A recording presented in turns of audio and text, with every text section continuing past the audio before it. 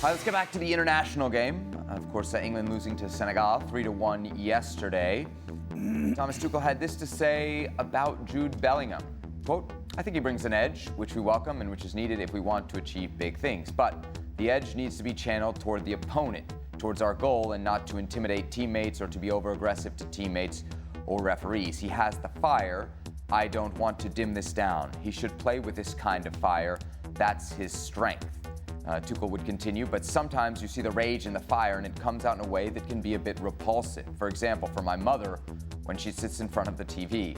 I see that, but in general, we are very happy to have him. He is a special boy. He is a nice kid and very open, very intelligent, and very easy to manage so far. I'm going to go to you first on this, Don. What do you make of the comments there from the manager towards one of England's bright young stars? Well, do you remember the conversation we had yesterday? And you said that I wasn't sold on Thomas Tuchel. And yes. I said, I'm not sold on him because he's not warm, but I can't put my finger on it. That's exactly the reason why I can put my finger on Thomas Tuchel's not going to succeed with England. Because that is example A on how potentially you could lose a player within 5 minutes. In one message you send across and you say sometimes his behaviour is repulsive, that's a strong word. That's an unbelievable strong word to use against a player. So straight away, if you're Jude Bellingham, you ain't going to be happy with the new manager and what he said about you. And the fact that he brought his mother into it as well is very, very odd and very strange. But it's a strange comment to make about one of your potentially superstar players. So this is the reason why I'm not sold on Thomas Tuchel's management in terms of his man management, because that is example A on potentially how you lost a player within 5 seconds. Gab, what do you think? All right, I'm going to stick up for Tommy T here, and not just because I think it's very sweet that his mother watches England on television. Look, he's not a native English speaker. There are some words, but there are some words that have a different meaning. Like the word disgrace in England means one thing. The very similar sounding word in Italian or even in French means something else. It means unfortunate. It doesn't mean disgrace.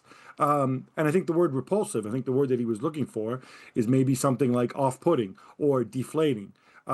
Except in his head, he probably translated from the German, and if Derek Ray were here, he could explain this much better than I could.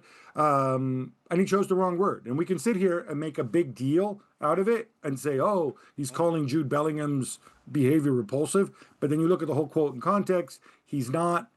This is a stumble. This is a stumble from a guy who speaks excellent English, but is not a native English speaker. The word repulsive, I'm guessing, doesn't come up in football speak on a daily basis on the training pitch. And he used the wrong word.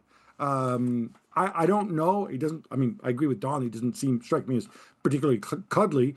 But this is not the word. I'll go out on a limb and say this is not what the word that he meant to use. This guy, Gab, is a very experienced guy. We're not talking about like a young manager who's like quite naive. We'll just listen to Carlo Ancelotti. These guys know what they're talking. And even though, yeah, all right, it might be his second language, why go there? Yeah, forget the words, Gab. What about the message?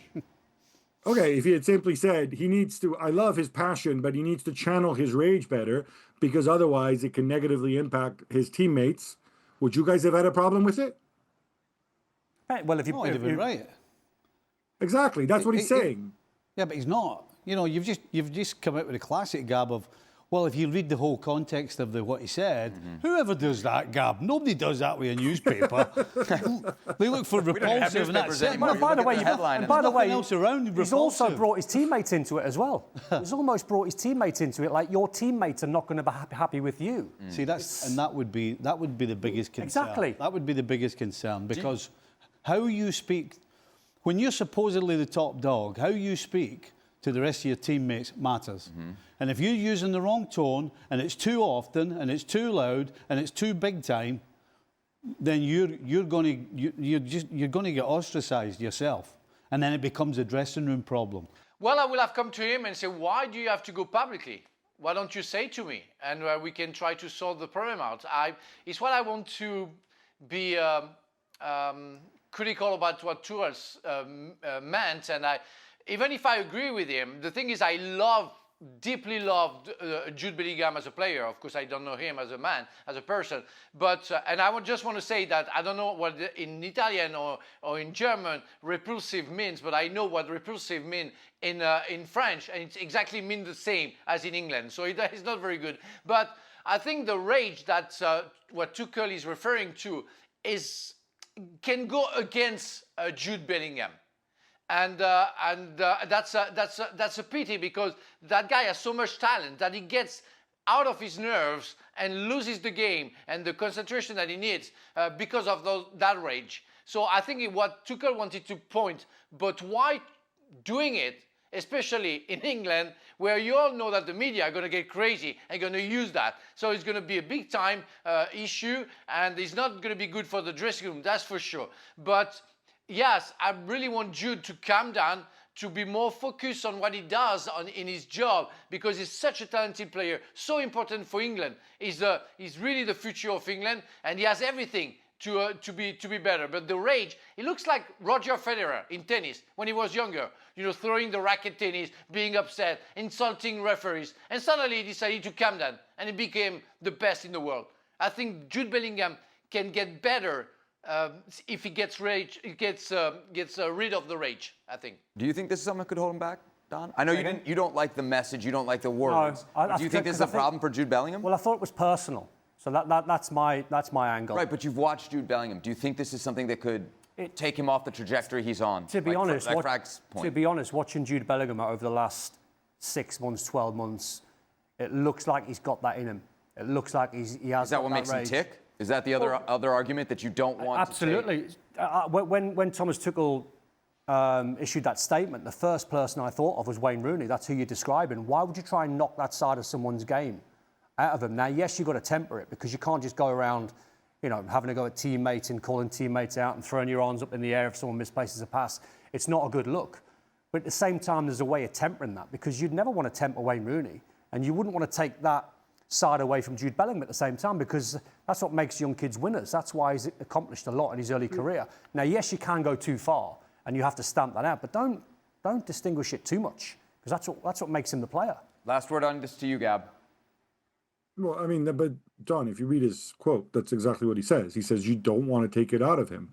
You want him to channel it more effectively. That's part of what makes him a great player and whatever else. So if Tommy were here, he would agree with you, Don. He would say, yeah, Don, that's right. I don't, I might want him to temper it, but I wouldn't want him to lose it. That's what he's saying. He used a stupid word, maybe a stupid example with his mom watching television, maybe embarrassed at, the hiding they took from Senegal following on from the horror show against Andorra. And he's decided, let me be the lightning rod, maybe, and do this. But the bigger picture, Gab, the bigger picture, is he going to be like that with all of the England players? I can't imagine the England players Wilmington, where they loved Southgate. There's an elephant in the room, which dates back to the Euros. And the people who covered England can tell you about it. Jude Bellingham with England has not been exactly straightforward vis-a-vis his teammates, vis-a-vis the media, and so on. And I think that might be part of what he's alluding to as well. Obviously, it's a special talent. People joke, oh, look, he's Billy Big Time. Well, he plays for Real Madrid. He's entitled to be Billy Big Time. When he's surrounded by guys from Crystal Palace and Morgan Gibbs White and God knows who else. But obviously, you need to challenge it in a certain way, and he needs to grow up. He's still a really, really young man.